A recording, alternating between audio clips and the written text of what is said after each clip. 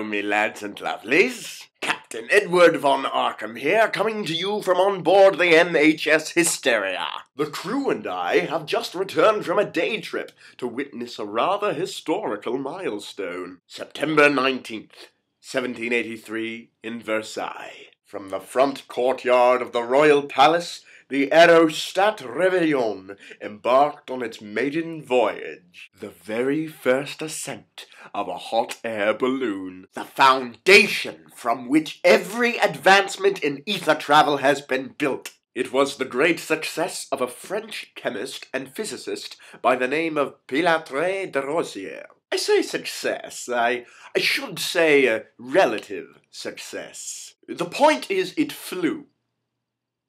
A bit. The Aerostat Réveillon was a relatively glorious vessel. It was a simple design. The balloon was made from sheets of canvas and paper, and the basket from tightly woven wicker. It was 1783, you must understand. They were just children. But for its day, the Aerostat Réveillon was something revolutionary. On its first ascent, it carried 3 passengers. One of these, and one of these. Cheap tickets, I'm assuming. We anchored the Hysteria in a cloud veil at 4,000 feet above Versailles and took the longboat to the ground below so as not to be noticed. We didn't want to steal the Réveillon's thunder on her maiden voyage. The Hysteria would have been quite a show stealer. It was a lovely sunny day with a steady warm breeze, ideal for an ascent. We took our seats on the lawn of the palace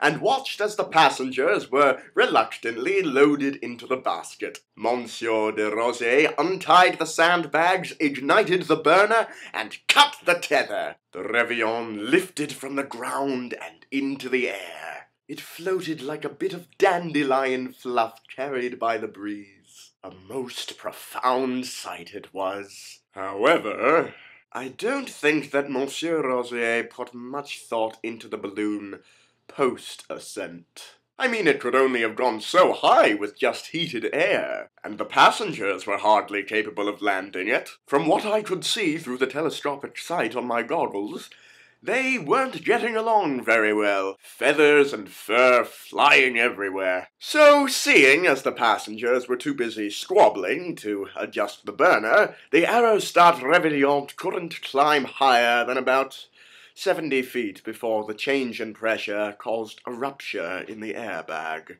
The balloon fell out of the air and crashed back onto the palace lawn. Upon crashing, the passengers fled the basket just as it was set alight by the burner. The mighty Aerostat Réveillon stayed aloft for 15 whole minutes. Like I said, relative success. Ah, well, that's our time for today. Time for a spot of lunch, I think.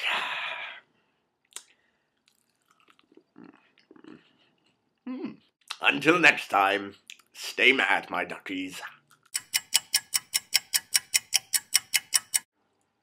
What? Goat meat is horrid and the duck flew away.